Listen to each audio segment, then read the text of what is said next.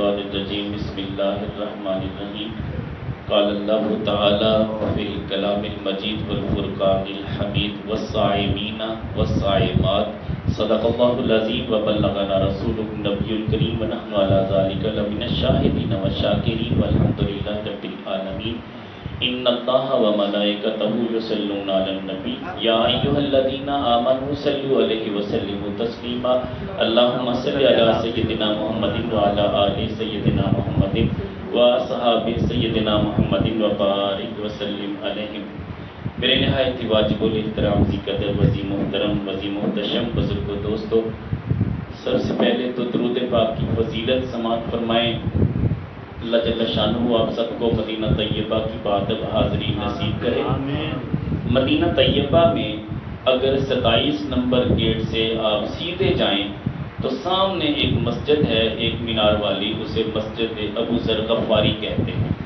وہاں ایک باغ تھا، اس باغ میں میرے کریم آقا علیہ السلام تشریف لے گئے۔ حضرت عبد الرحمن بن عوف رضی اللہ تعالیٰ عنہ آپ کے ساتھ تھے۔ آقا کریم علیہ السلام وہاں سجدے میں اللہ جل شانہ کی حمد و ثنا کرنے لگے، سبحان ربی الاعلیٰ سبحان ربی الاعلیٰ پڑھنے لگے۔ وہ سجدہ اتنا طویل ہوا کہ حضرت عبد الرحمن بن عوف رضی اللہ تعالیٰ عنہ آپ کے چہرے پہ زردی کے آثار نمایاں ہوئے۔ ذہن میں خیال کیا آیا کہ اللہ کے پیارے نبی صلی اللہ علیہ وسلم کی روح قبض انصری سے پرواز کر گئی۔ سجدہ اتنا لمبا، زندگی میں کبھی اتنا لمبا سجدہ آقا کریم علیہ السلام کا انہوں نے نہیں دیکھا تھا۔ کھڑے کھڑے انتظار کرتے جا رہے ہیں کہ آقا کریم علیہ السلام سر اقدس اٹھائیں تاکہ میں آپ کے ساتھ آگے چلوں۔ اب آقا کریم علیہ السلام کے جسم اطہر کی جنبش بھی محسوس نہیں ہو رہی، آواز بھی محسوس نہیں ہو رہی۔ ذہن میں خیال آیا کہ شاید آقا کریم علیہ السلام کی روح قبض انصری سے پرواز کر گئی ہے۔ کافی دیر گزر گئی۔ اب کیفیت یہ ہے کہ یہ صحابی ہیں، پاس کھڑے ہیں۔ جگہ وہ ہے جہاں آج کمبل مارکیٹ مشہور ہے، وہاں سے باہر نکلے جو سیپکو والوں کا وہ اڈا ہے جہاں بسیں بھی چلتی ہیں، چھوٹی چھوٹی ویگنیں بھی کھڑی ہوتی ہیں، مکے کے لیے آنا ہوتا ہے۔ تو ادھر سے آئیں تو 27 نمبر گیٹ سے سیدھے آپ آ جائیں گے، آگے سرنگ ہوگی، جیسے عبور کریں گے سامنے وہ مسجد ہے ایک مینار والی، وہاں نمازیں بھی باقاعدہ 5 وقت کی ہوتی ہیں۔ تو بارہا وہاں موقع ملا اور نماز ادا کرنے کا۔ میرے بابا جی حضور جب تشریف لے جایا کرتے تھے، ان کے ساتھ کئی مرتبہ اسی مسجد کے بالکل متصل ہوٹل میں ٹھہرنے کا موقع ملا۔ تو یہ سعادتیں ہیں۔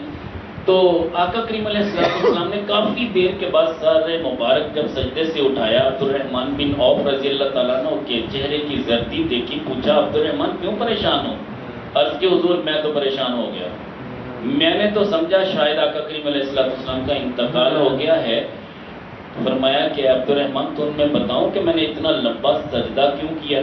عرض کہ حضور آپ ضرور بتائیے۔ فرمایا کہ ابھی جبریل امین علیہ السلام میرے پاس تشریف لائے، انہوں نے ایک مبارکباد دی اور خوشخبری دی۔ وہ خوشخبری کیا ہے کہ اے محبوب صلی اللہ علیہ وسلم، آپ کا امتی اگر آپ پہ ایک بار درود و سلام پڑھے گا، اللہ اس پہ 10 رحمتیں اور برکتیں نازل کرے گا۔ آقا کریم علیہ السلام فرماتے کہ عبد الرحمن بن عوف کیا مجھے خوشی نہ ہو کہ میرا امتی اگر مجھ پہ درود و سلام پڑھے تو میرے رب کو اتنی خوشی ہوگی کہ وہ 10 رحمتیں اور 10 برکتیں نازل فرمائے گا، تو پھر میں کیوں خوش نہ ہوں جس پہ درود پڑھا جائے گا۔ تو دیکھیں درود پاک پڑھنا ہے امتی میں، خوشی کس کو ہو رہی؟ میرے کریم آقا علیہ السلام۔ اور سجدہ شکر کون ادا کر رہا ہے؟ کریم آقا علیہ السلام ادا کر رہے ہیں۔ تو میرے کریم آقا علیہ السلام پہ درود و سلام کی برکتیں اتنی ہیں۔ اسی روایت کو آگے بڑھاتے ہیں تو آقا کریم علیہ السلام نے فرمایا کہ جس نے 100 مرتبہ درود و سلام پڑھا، اللہ اس پہ 1000 رحمتیں برکتیں بھی نازل فرمائے گا، اور اللہ کریم جل وعلا ایک فرشتہ بھیجے گا جو میرے امتی کی پیشانی پہ لکھے گا ھذا بری من النار، یہ دوزخ کی آگ سے بری ہو گیا۔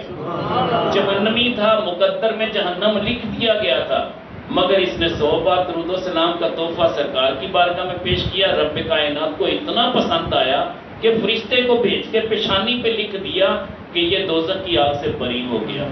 ھذا بری من النفاق، یہ منافقت سے بری ہو گیا۔ ہمارے اندر منافقت ہے۔ میں نے ایک بار ایسے بات کر دی تو مجھے سعودیہ میں ہے میرے دوست ہیں میرے بابا جی حضرت صاحب کے، وہ جو پیر بھائی ہیں ان کے بابا جی عبد الرحمن صاحب کے ساتھ زیادہ 28 بلکہ 30 سال سے وہاں مسجد نبوی میں مقیم ہیں، وہاں ان کا کاروبار بھی ہے، وہاں ڈیوٹی دیتے ہیں، بہت اچھے محبت والے۔ تو صورتحال یہ ہے کہ اتنے عرصے سے وہ وہاں پہ رہ رہے ہیں، تو صورتحال یہ کہ مجھے کہنے لگے کہ بابا جی وہ منافق تو اس دور میں ہوا کرتے تھے، آج کل تو کسی امتی کو منافق کہنا اچھی بات تو نہیں۔ میں نے کہا بیٹا میں نے نہیں کہا، خود میرے کریم آقا علیہ السلام نے کہا کہ منافق کی 3 نشانیاں ہیں۔ وہ 3 نشانیاں کیا ہیں؟ فرمایا ہوگا میرا امتی، لیکن اگر ان میں یہ 3 نشانیاں پائی جائیں تو سمجھ لیں کہ وہ بندہ منافق ہے، مومن نہیں ہے۔ صحابہ نے عرض کی حضور کون سی نشانیاں؟ فرمایا جب وہ بولے گا تو جھوٹ بولے گا، جھوٹا بندہ مومن نہیں ہو سکتا، جھوٹا بندہ منافق تو ہو سکتا ہے، جھوٹا بندہ مومن نہیں ہو سکتا۔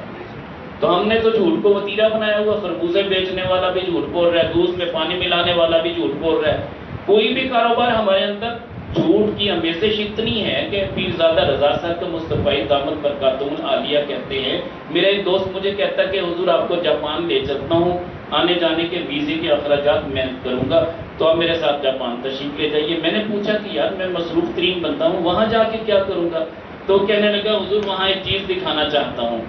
آپ نے 40 برس تو ہو گئے آپ کو بیان کرتے ہوئے، کہنے لگے بالکل۔ فرمایا آپ کے والد صاحب بھی بیان کرتے تھے، انہیں خطابات کیا کرتے تھے، کہنے لگے ہاں انہوں نے بھی 30-40 برس تک بیانات کیے، گویا کہ 70-80 سال ہو چکے ہیں بیان کرتے کرتے، مگر امت کو ہم جھوٹ سے منع نہیں کر سکے۔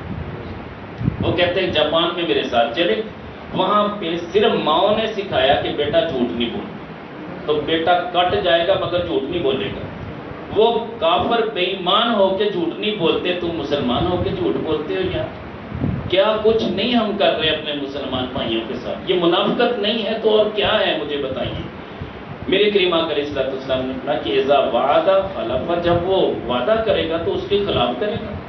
وعدہ کر لیا کہ میں فلاں دن پیسے دوں گا، وہ ایک تو مجبوری بنتی ہے نا، چلے مجبوری ہو گئی تو اس کا عذر قابل قبول ہے، لیکن ایک جان بوجھ کے نہ دینا، وہ یار دے دوں گا، میں نے کیا جو دیا دے دوں گا، اتنا ذلیل اور رسوا کرتا ہے وہ بندہ منافق ہے، مسلمان نہیں ہو سکتا، بندہ مومن نہیں ہو سکتا۔ یہ سرٹیفکیٹ میں نے نہیں دیا، اللہ کے نبی نے یہ فتویٰ لگایا ہے۔ میرے کریم آقا علیہ السلام فرماتے ہیں کہ مسلمان کی شان ہی یہ نہیں ہے کہ وعدہ کرے اس کے خلاف ورزی کرے، جو وعدہ کر دیا حرف آخر۔ بندہ مومن کی شان یہ ہے، وہ کچھ بھی اسے کرنا پڑے، وہ سب کچھ بیچ کے بھی قرض ادا کرنا پڑے تو کرے گا۔ اس نے وعدہ کر دیا کہ میں فلاں وقت فلاں جگہ پہ آؤں گا، وہ ہر صورت وہاں پہنچے گا۔ میرے کریم آقا علیہ السلام کی بارگاہ میں ایک مرتبہ ایک شخص نے سودا کیا، کسی چوراستے پہ کھڑے تھے، سودا کرنے کے بعد اس نے کہا کہ میں پیسے لے کے ابھی آتا ہوں۔ اب آقا کریم علیہ السلام کھڑے، ایک وقت نہیں گزرا، ایک دن نہیں گزرا، بلکہ 3 دن گزر گئے، میرے کریم آقا علیہ السلام وہیں کھڑے۔ تیسرے دن وہ شخص آیا، اس نے آ کے دیکھا آقا کریم علیہ السلام کھڑے، کہنے لگا وہ حضور میں تو پیسے لینے گیا تھا بھول ہی گیا، آج تو اچانک میں یہاں سے گزرا آپ کھڑے۔ میرے کریم آقا علیہ السلام نے، میں بندہ مومن کی شان یہ ہے کہ جب وہ وعدہ کر لے تو اس کو نبھائے، تو میں محمد عربی وعدے نبھانے کے لیے آیا ہوں۔ میں نے تم سے وعدہ کر لیا تھا نا 3 دن کھڑے ہونا، تو کیا مجھے سال بھی لگ جاتا، میں تیرا انتظار کرتا۔ حضور والا ہم نے حقیقت میں دین پڑھا نہیں ہے، ہم نے صرف سنا ہے۔ اگر ہم دین کو پریکٹیکلی پڑھ لیتے تو ہمارے اندر کبھی کوئی ایسی خامی نہ ہوتی، ابھی جاتی ہے۔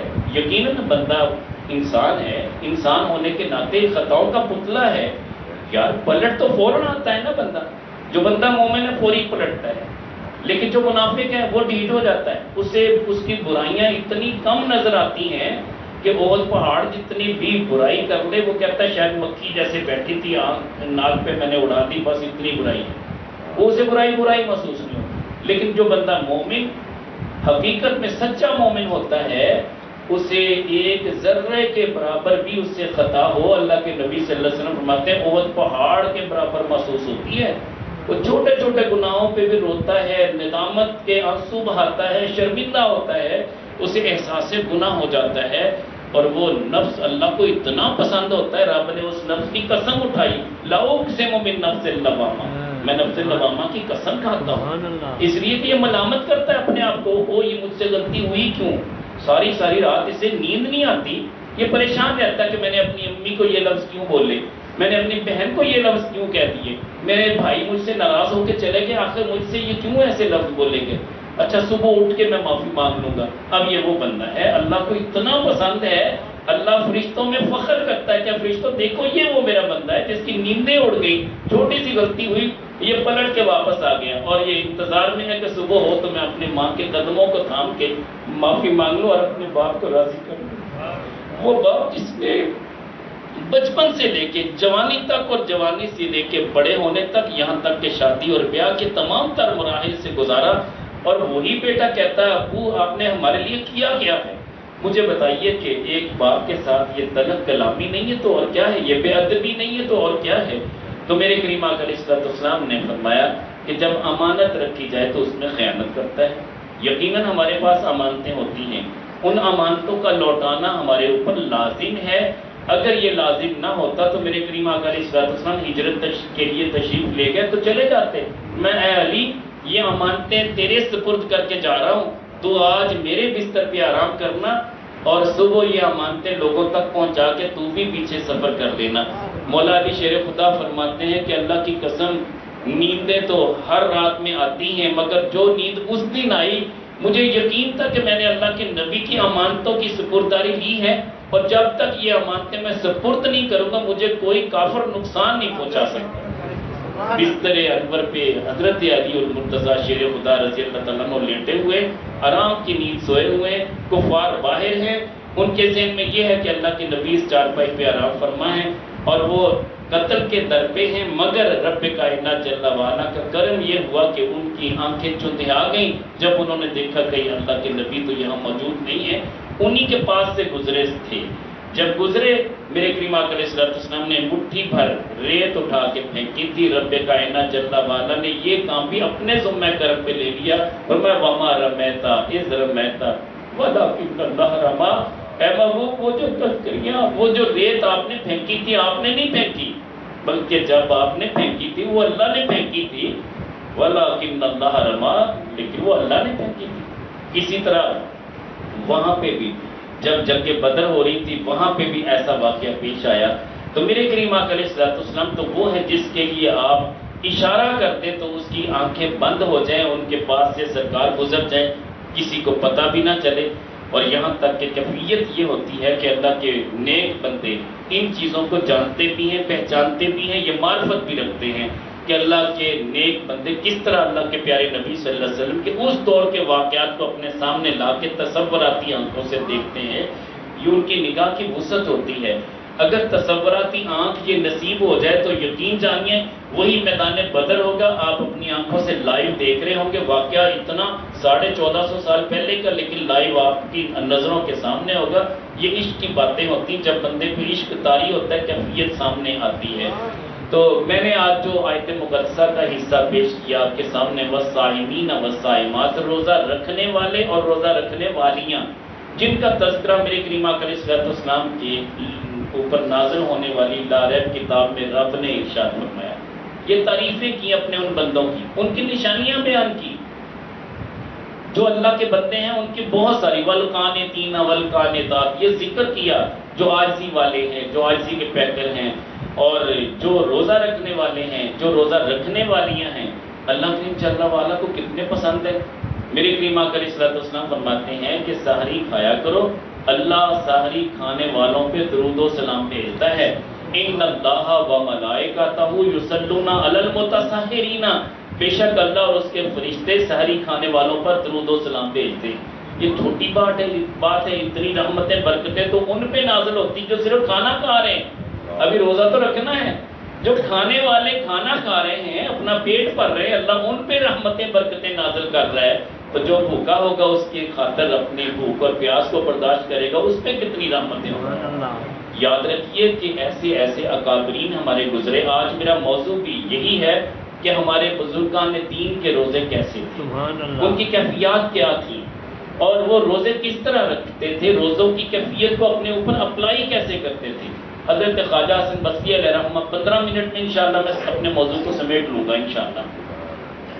حضرت خواجہ حسن بصری رحمۃ اللہ علیہ، ان کے پاس ایک بزرگ تشریف لائے، خویلد بن حسان ان کا نام تھا۔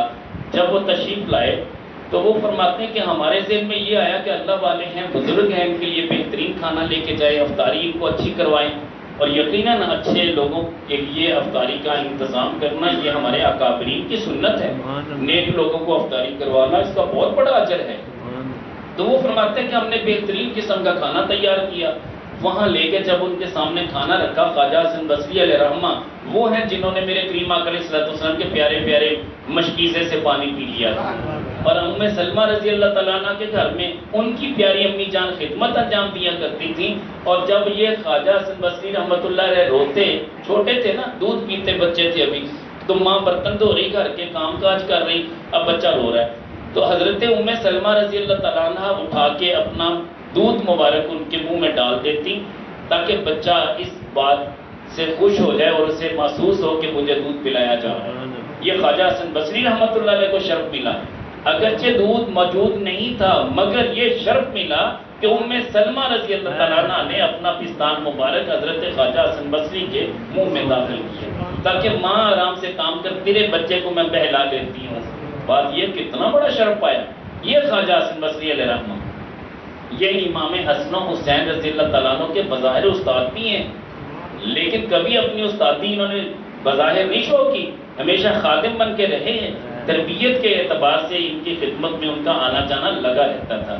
تو بہرحال کہنے کا مطلب یہ ہے کہ حضرت خواجہ حسن بصری رحمۃ اللہ علیہ کے لیے جب کھانا لا کے رکھا گیا افطاری کے لیے، تو اتنے میں کسی نے قرآن کریم پڑھنے والے نے بلند آواز سے ایک آیت پڑھ دی۔ جیسے افطاری کے لیے یہاں انتظام ہوتا ہے، ادھر قاری صاحب اور حفاظ بیٹھے قرآن پڑھ رہے ہوتے ہیں، ایک بچے نے بلند آواز سے پڑھی، اِنَّا لَدَيْنَا أَنْكَالًا وَجَحِيمًا وَطَعَامًا ذَا غُصَّةٍ وَعَذَابًا أَلِيمًا۔ سورہ مزمل کی یہ آیت مبارک ہے کہ بے شک ہمارے پاس وہ بیڑیاں ہیں جن سے ہم جکڑ لیں گے، وہ زنجیریں ہیں جن سے باندھ دیں گے جہنمیوں کو، اور ان کا کھانا ایسا ہوگا کہ جو گلے میں اٹکا ہوا ہوگا، ذَا غُصَّةٍ وَعَذَابًا أَلِيمًا، ان کے لیے دردناک عذاب ہوگا۔ یہ آیت مبارک جیسے ہی قرآن میں پڑھی، آپ نے رونا شروع کیا، اتنا روئے فرمایا اس کھانے کو اٹھا لو، میں کھا نہیں سکتا۔ تو لوگوں نے مجبور کیا، آپ نے پانی سے روزہ افطار کیا، چند گھونٹ پانی لیے، اس کے بعد افطاری کر لی، لیکن کھانا نہیں کھایا۔ اگلا دن آیا پھر بھی اسی طرح، اب وہ قرآن کریم کی آیت یاد کرتے تو رو پڑتے، نہ سحری کرتے نہ افطاری کرتے۔ جب سحری کا وقت آتا لوگ مجبور کرتے کہ اللہ کے نبی کی سنت ہے، آپ حضور کچھ نہ کچھ تو کھا لیں، آپ پانی کے 2 گھونٹ پی لیتے، اس کے بعد پھر زاروں قطار روتے۔ یہ آپ کے رونے کی کیفیت ہے، اور آپ خود فرمایا کرتے تھے کہ اگر کسی مجمع میں 20,000 کا مجمع ہو، ایک بندہ رونے والا ہو جس کی آنکھ سے ایک قطرہ آنسو ٹپک پڑے، اللہ اس کے ایک آنسو کے صدقے 20,000 لوگوں کو بخش دے گا۔ خواجہ حسن بصری رحمۃ اللہ علیہ نے بتائی ہے۔ تو کیفیت کیا ہے؟ آپ کھانا نہیں کھائے، اگلا دن گزرا پھر ایسا ہی ہوا، جو افطاری کا وقت آیا پھر ایسا ہوا، آپ نے صرف چند گھونٹ پانی پیا، اس کے بعد پھر اگلا روزہ شروع کر دیا۔ تیسرا دن آ گیا، آپ کے صاحبزادے حضرت یحییٰ بن معاذ رضی اللہ تعالیٰ عنہ کے پاس، حضرت ثابت بنانی علیہ رحمہ کے پاس گئے، دست بستہ عرض کی کہ حضور آپ تشریف لے جائیے، میرے ابو جی 3 دن سے نہ کھانا کھا رہے ہیں نہ پانی پی رہے ہیں، آپ تشریف لے جائیے، کم از کم ایک دن کا کھانا تو ایک وقت کا کھانا تو ان کو کھلا دیں، ورنہ وہ کھانا نہیں کھائیں گے، اس طرح تو ان کی موت واقع ہو جائے گی۔ یہ دونوں بزرگ تشریف لاتے ہیں اور ان کو منتیں کرتے ہیں کہ حضور ایسے بھی قرآن کی آیتیں بجا، آپ کا رونا بجا، اتنا خوف اپنے اوپر طاری نہ کریں کہ آپ جان سے ہلاک ہو جائیں، آپ اس طرح کریں کچھ کھانا کھا لیں۔ ان بزرگوں کی سفارش پہ کیا کھایا؟ پانی میں ستو ڈال کے صرف پی لیا آپ نے، بس مجھے اس سے زیادہ مجبور نہ کرو، مجھے اتنا اللہ کا ڈر ہے کہ کہیں ایسا نہ ہو کہ جہنم میں میرے جیسے بندے کو ڈال دیا جائے اور زنجیروں سے جکڑ دیا جائے، اس لیے کہ میرے گناہ بہت زیادہ ہیں۔ اب یہ کیفیت اور یہ تقویٰ، یہ طہارت، یہ ان لوگوں کی تھی جن کا مقام و مرتبہ یہ ہے کہ ام سلمہ رضی اللہ تعالیٰ عنہ کا دودھ پینے کی سعادت ملی، اور جن کے پاس حضرت امام حسن امام حسین انہوں نے اپنا بچپنا گزارا ہو، تو اپنی جوانی گزاری ہو، یہ وہ ہستی ہے جن کا میں نے ذکر کیا.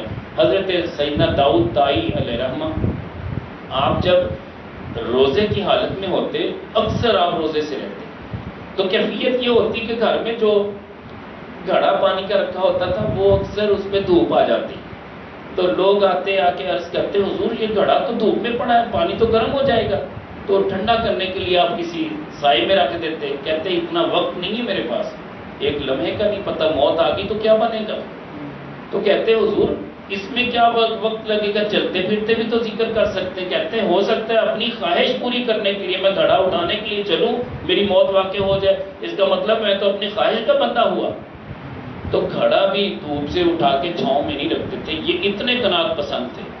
آج ہمیں اللہ نے اتنی نعمتیں دی ہیں مگر ہم نہ شکرے ہیں. افطاری کے وقت کیا کچھ ہمارے دسترخوان پہ نہیں ہوتا، مگر ہماری حالت یہ ہوتی ہے کہ ہم پھر بھی رونا روتے مہنگائی کا اور پتہ نہیں کتنی کتنی باتیں کر جاتے ہیں. حقیقت میں اللہ والے تو وہ تھے. اور میں نے پڑھا حضرت داؤد طائی علیہ رحمہ، آپ نے 40 سال مسلسل روزے رکھے، 40 سال. اور روزے کیسے رکھے کہ گھر والوں کو بھی نہیں پتا روزے رکھے ہیں. یعنی حالت یہ تھی کہ سحری کے وقت اٹھتے، نماز تہجد ادا کرتے، جو رات کا بچا کچا ہوتا، جو ٹکڑے پڑے ہوتے وہ کھا لیتے، کسی کو اٹھائے بغیر آپ وہ سحری کھاتے. اور اس کے بعد جب دکان پہ جانے لگتے، اپنے کاروبار پہ جانے لگتے، گھر والوں کو کہتے مجھے کھانا تو بنا کے دو نا دوپہر کا، تو گھر والے کھانا بنا کے دیتے. یہ کھانا ساتھ لے کے جاتے، کسی غریب مسکین کو راستے میں کھانا دے دیتے، اور شام تک روزہ پورا کرتے. جب گھر آتے تو افطاری کے بعد جو روٹین میں کھانا ہوتا ہے، روٹین میں وہ کھانا کھاتے. 40 سال گزر گئے، گھر والوں کو بھی نہیں پتا کہ یہ روزہ رکھتے، اتنا چھپاتے تھے اپنی عبادت کو. ہماری عادت تو یہ ہے، ہم تو سچی بات ہے کہ تھوڑی سی کوئی بات ہو جائے کہتے ہیں یار اللہ کے بندے مجھے تنگ نہ کر، میرا روزہ ہے. ہم تو پہلے بتاتے ہیں کہ میرا روزہ ہے. ہم تو اگر عشاء کے وقت اگر دیر سے سوئے تو ہم کہتے ہیں یار میں آج اٹھ نہیں سکا، تہجد نہیں پڑھ سکا. بھی کیوں؟ مقصد یہ کہ میں تہجد گزار ہوں.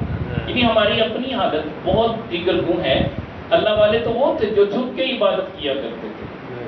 تو بہرحال کہنے کا مطلب یہ حضرت سری سکتی علیہ رحمہ، ان کے روزے کو دیکھیے کتنا پیارا روزہ. آپ حیران ہوں گے کہ اللہ کی کرم بخشیاں کتنی. حضرت سری سکتی علیہ رحمہ، آپ نے اپنے لیے پانی ٹھنڈا کرنے کے لیے تازے کچے مٹی کے برتن میں پانی رکھا ہوا تھا. اور اس وقت فریج تو ہوتی نہیں تھی، برف بھی نہیں ہوا کرتی تھی. جو برف ہوا کرتی تھی وہ فریجوں میں نہیں ہوتی تھی، بلکہ جو علاقوں میں دور دراز جہاں پہ برف باری ہوا کرتی تھی یا ٹھنڈے علاقوں میں، وہاں سے برف لے کے آتے، وہ آ کے بیچا کرتے تھے. اور برف اسی طرح بنائی جاتی تھی. اور میں نے یہ منظر وہاں پہ دیکھا.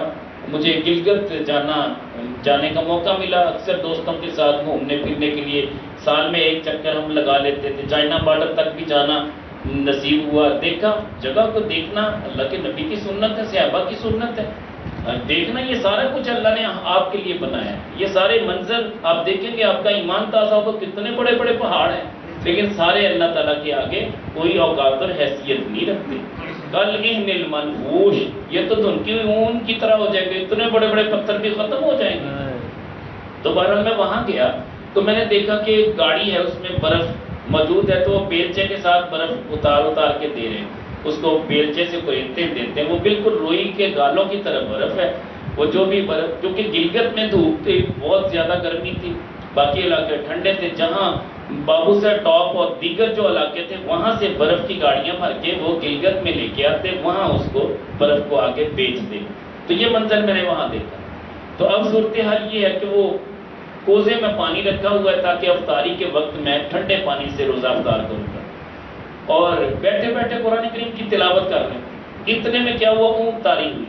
اب میرا رب جب کرم بخشیاں کرتا ہے، اب حضرت سری سکتی علیہ رحمہ آپ آنکھیں بند ہیں، تلاوت کرتے کرتے غنودگی کی کیفیت میں ہیں، اور اللہ تعالیٰ کا کرم یہ ہوا کہ جنت کی حوریں آپ کے سامنے آ گئی.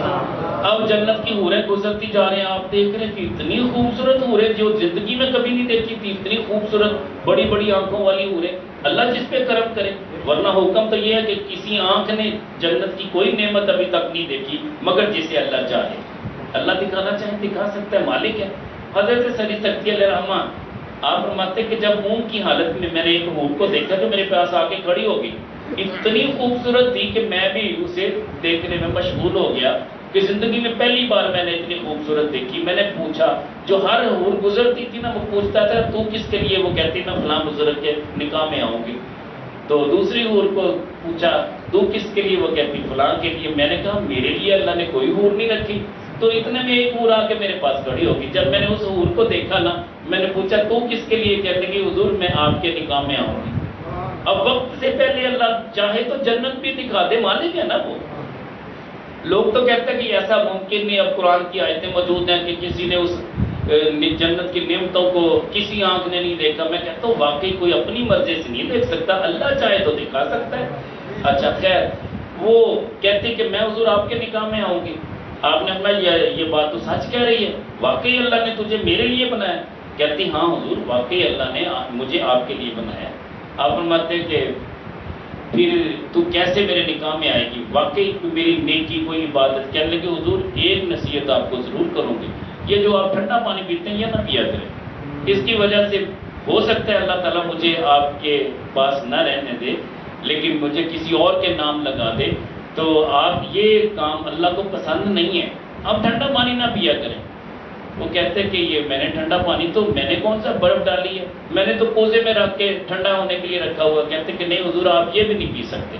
اگر آپ مجھ سے شادی کرنا چاہتے ہیں، مجھے نکاح میں لینا چاہتے ہیں، قبول کرنا چاہتے ہیں، تو ٹھنڈا پانی آج کے بعد نہیں پئیں گے. تو آپ نے کہا اگر تو اس بات میں سچی ہے تو میرے اس کوزے کو اپنے ہاتھ سے گرا دے. اس حور نے کوزے کو پکڑا جو جس میں ٹھنڈا پانی تھا، ہوا میں رکھا ہوتا تھا، ہوا کی کراسنگ کی وجہ سے ٹھنڈا ہو جاتا تھا. اس نے کوزے کو پکڑ کے زور سے زمین پہ مارا، کوزہ ٹوٹا اور پانی گر گیا. ادھر آپ نیند کی آغوش میں تھے، غنودگی تھی، آنکھیں کھلی، دیکھا کہ کس نے گرایا. اب وہ گرانے والا نظر نہیں آیا، کوئی بھی نہیں تھا وہاں پہ. تو آپ نے فرمایا کہ یہ کیفیت اللہ نے مجھ پہ وارد کر کے مجھے میری جنت میں ہونے والی حور بھی دکھا دی اور مجھے رہنمائی بھی دے دی کہ آج کے بعد ٹھنڈا پانی نہیں پینا. سچی بات ہے، اگر ہمارے افطاری کے وقت ٹھنڈا پانی نہ ہو، آج کل تو خیر نارمل پانی پی لیتے، لیکن جب گرمیوں کا موسم ہو اور اس وقت اگر برف میسر نہ آئے تو جو حالت ہماری بنتی ہے وہ سارے جانتے ہیں ایک دوسرے کو کہ کیا حالت ہوتی کہ یار آج تو برف نہیں ملی، میں فلاں پٹے پہ بھی گیا، فلاں جگہ پہ بھی گیا، اور بجلی والوں نے لوڈ شیڈنگ اتنی کی آج تو برف فریجوں میں بھی نہیں تھی.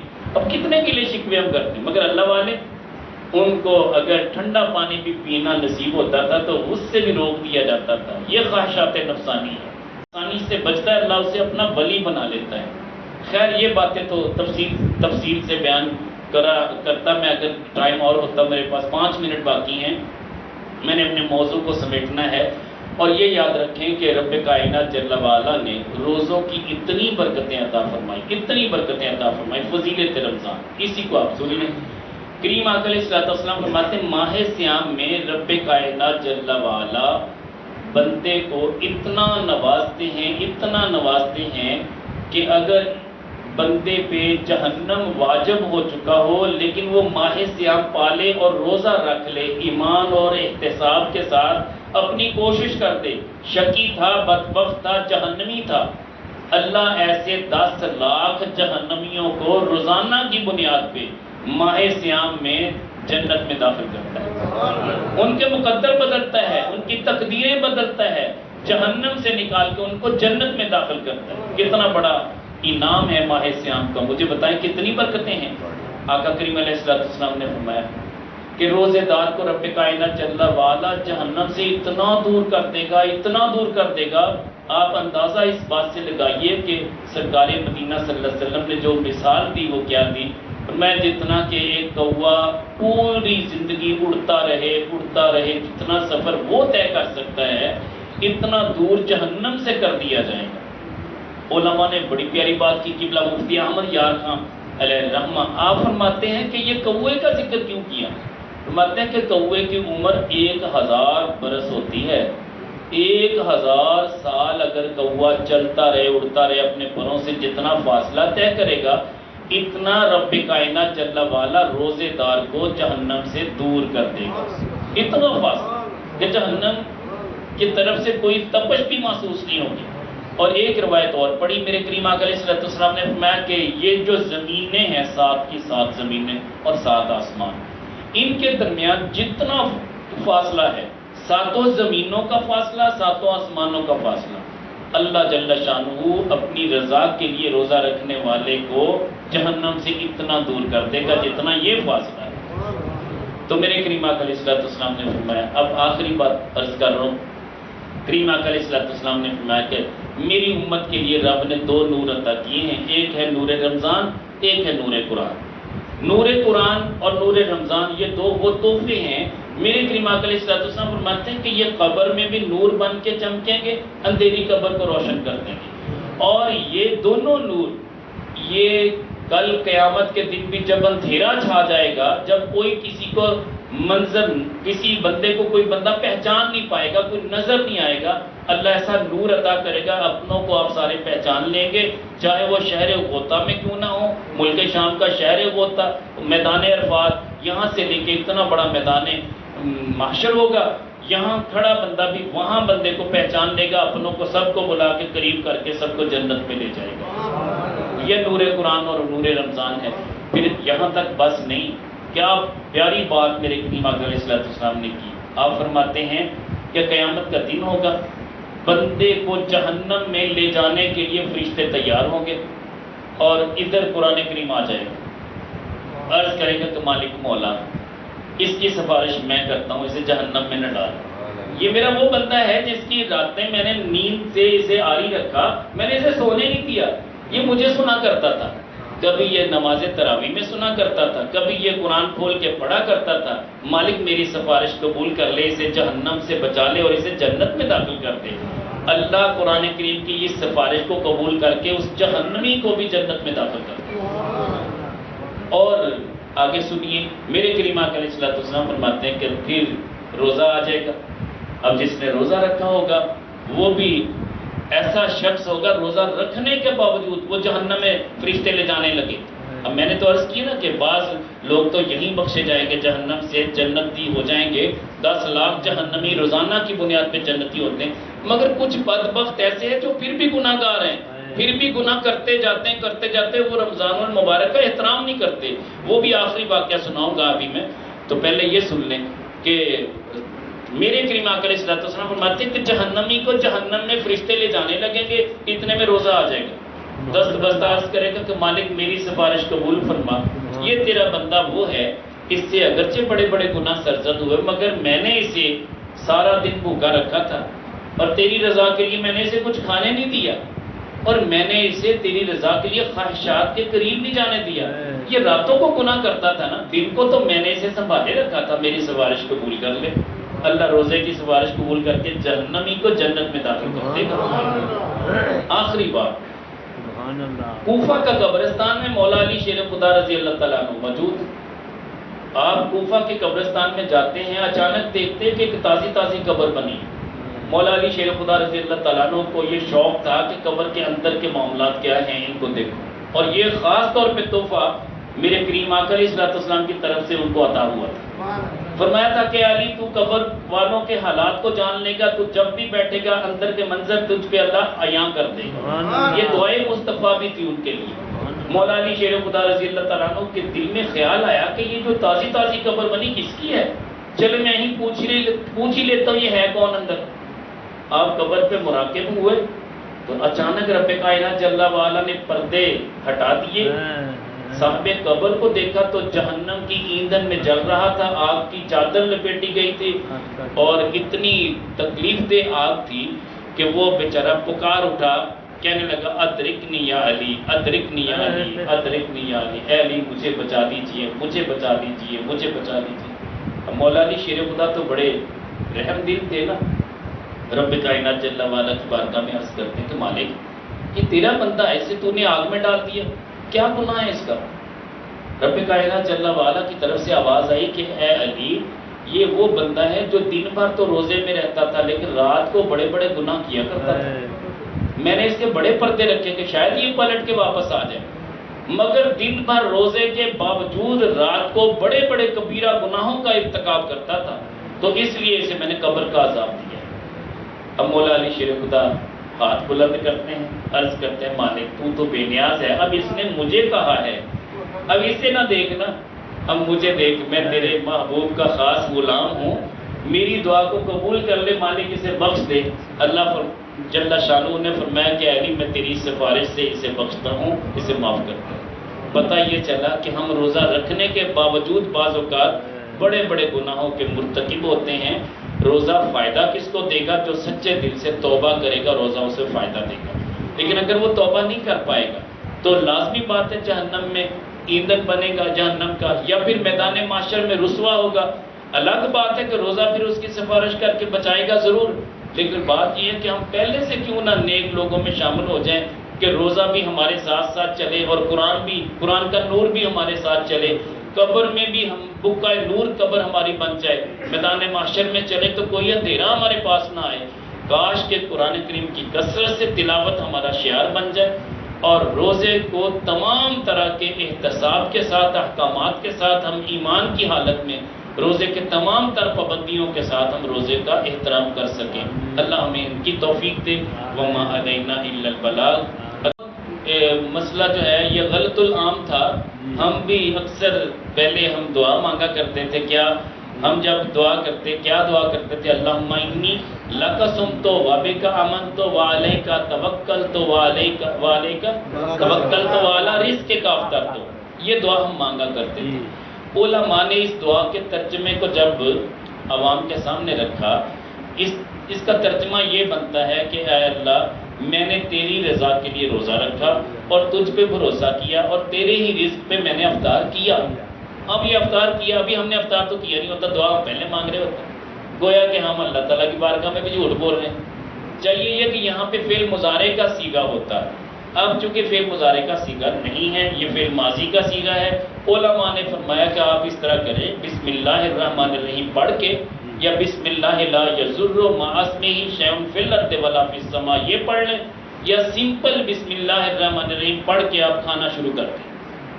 کھا لیا، اب دعا پڑھیں، جب کھانا کھا چکے پھر یہ دعا پڑھیں۔ دعا کا جو موقع محل ہے وہ کھانا کھانے کے بعد ہے، تو لہٰذا اسی طرح ایک غلطی اور بھی ہے، ہم پڑھتے ہیں وَبِصَوْمِ غَدٍ نَوَيْتُ مِنْ شَهْرِ رمضان، آج تک یہ غلطی ہم بھی کرتے آئے۔ وَبِصَوْمِ غَدٍ نَوَيْتُ، بے شک ہم اگلے دن کے روزے کی نیت کرتے ہیں۔ اگلے دن سے مراد یعنی اگلا دن جو کل آئے گا، جبکہ روزہ تو شروع ہوا اس دن کا۔ الیوم کہنا چاہیے تھا، ہم غدین کہتے ہیں اگلے دن کی صبح، تو لہذا نیت تو ہم نے کی اگلے دن کے روزے کی، تو آج کے روزے کی نیت کون کرے گا؟